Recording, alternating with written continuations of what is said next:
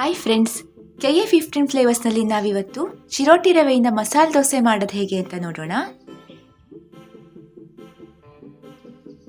ಮೊದಲಿಗೆ 2 ಕಪ್ ಚಿರೋಟಿ ರವೆನ ನೀರಲ್ಲಿ ತೊಳಿಬೇಕು.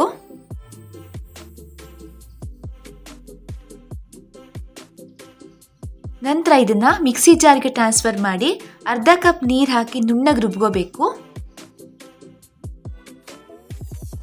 ರುಬ್ಬಿರೋ ಮಿಶ್ರಣನ ಒಂದು ಬೌಲ್ಗೆ ಟ್ರಾನ್ಸ್ಫರ್ ಮಾಡಿ ಇದಕ್ಕೆ ತುರಿದಿರೋ ಈರುಳ್ಳಿ, ತುರಿದಿರೋ capsicum, ತುರಿದಿರೋ carrot, 1 tea spoon oregano, ಅರ್ಧ ಟೀ ಸ್ಪೂನ್ ಚಿಲ್ಲಿ ಫ್ಲೇಕ್ಸ್, ರುಚಿಗೆ ತಕ್ಕಷ್ಟು ಉಪ್ಪು ಮತ್ತು 1 ಸೌಟ ಆಗುವಷ್ಟು ಗಟ್ಟಿ ಮೊಸರನ್ನ ಹಾಕಿ ಚೆನ್ನಾಗಿ ಮಿಕ್ಸ್ ಮಾಡಬೇಕು.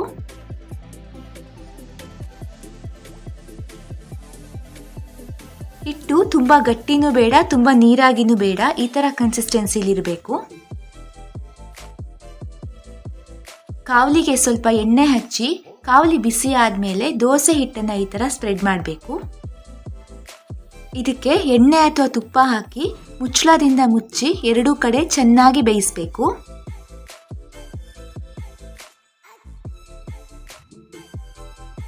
ಮೊಸರೇನಾದರೂ ಸ್ವಲ್ಪ ಜಾಸ್ತಿ ಆಗಿದ್ರೆ ದೋಸೆ ಸಾಫ್ಟಾಗಿ ಬರುತ್ತೆ.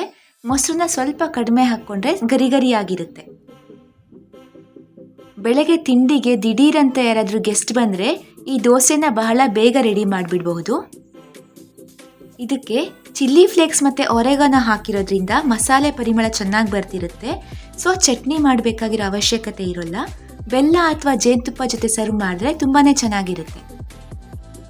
ಫ್ರೆಂಡ್ಸ್, ನೀವು ಈ ರೆಸಿಪಿನ ಟ್ರೈ ಮಾಡಿ ನಿಮ್ಮ ಫ್ಯಾಮಿಲಿ ಮತ್ತು ಫ್ರೆಂಡ್ಸ್ಗೂ ಈ ಲಿಂಕ್ನ ಶೇರ್ ಮಾಡಿ.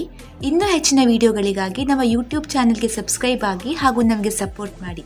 Thank you.